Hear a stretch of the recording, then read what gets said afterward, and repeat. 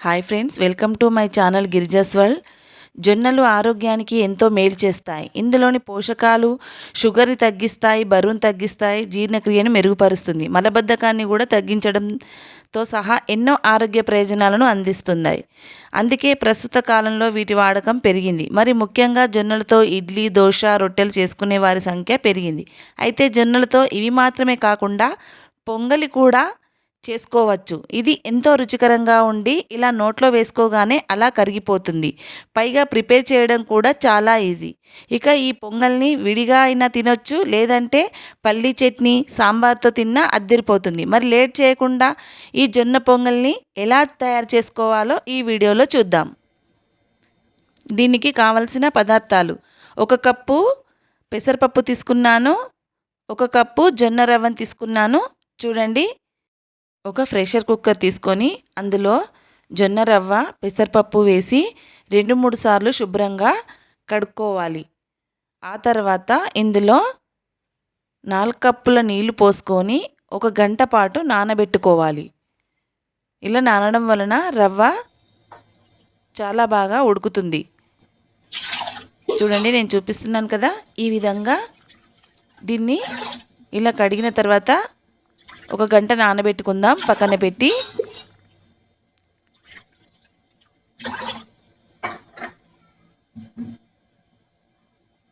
దీనికి కావలసిన పదార్థాలు: 1 టేబుల్ స్పూన్ జీలకర్ర, 10 కాజులు, 1 టేబుల్ స్పూన్ అల్లం తురుము, 1 టేబుల్ స్పూన్ మిరియాల పొడి, 4 పచ్చిమిర్చి ముక్కలు, సన్నగా తరిగిన కొత్తిమీర, 2 ఎండుమిరపకాయలు, 2 కరివేపాకు రెబ్బలు, 1/2 టీ స్పూన్ ఇంగువ.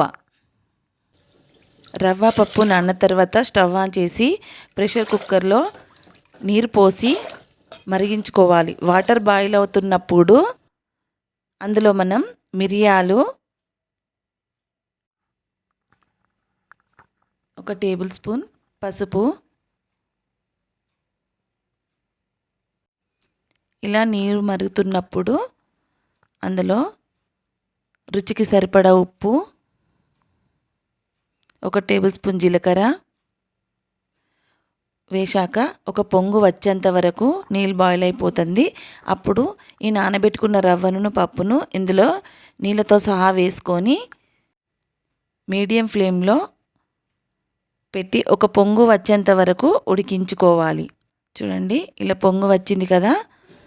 రవ్వ ఉడుకుతున్నప్పుడు కుక్కర్ మూత పెట్టి మీడియం ఫ్లేమ్లో 3 విజిల్స్ వచ్చే వరకు ఉడికించుకోవాలి.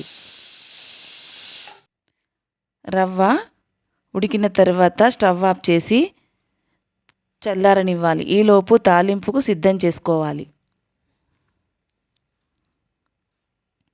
ముందుగా ఒక బాండి పెట్టి అందులో 2 టేబుల్ స్పూన్ల నూనె పోసుకుంటున్నాను. మీరు అందులో నెయ్యి కూడా పోసుకోవచ్చు.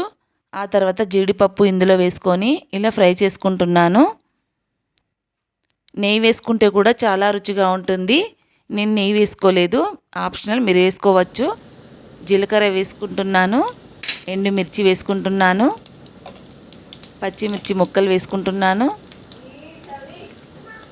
ఇవన్నీ దోరగా వేగిన తర్వాత ఇందులో మనం అల్లం తురుము వేసుకోవాలి, మిరియాల పౌడర్ వేసుకోవాలి, కరివేపాకు వేసుకోవాలి. ఆ తర్వాత 1/2 టీ స్పూన్ ఇంగువ వేసుకుంటున్నాను. ఇంగువ వేయడం ద్వారా పొంగల్ అనేది చాలా రుచిగా మారుతుంది.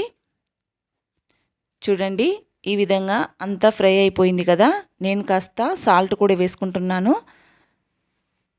మీరు రుచిని చూసి సాల్ట్ వేసుకోండి.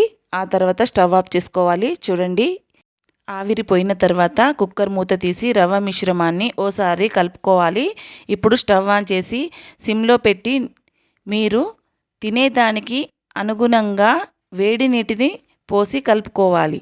అంటే పొంగలి గట్టిగా ఉండాలనుకుంటే తక్కువ నీళ్ళు, లూజుగా ఉండాలనుకుంటే ఎక్కువ నీళ్ళు పోసి కలుపుకోవాలి.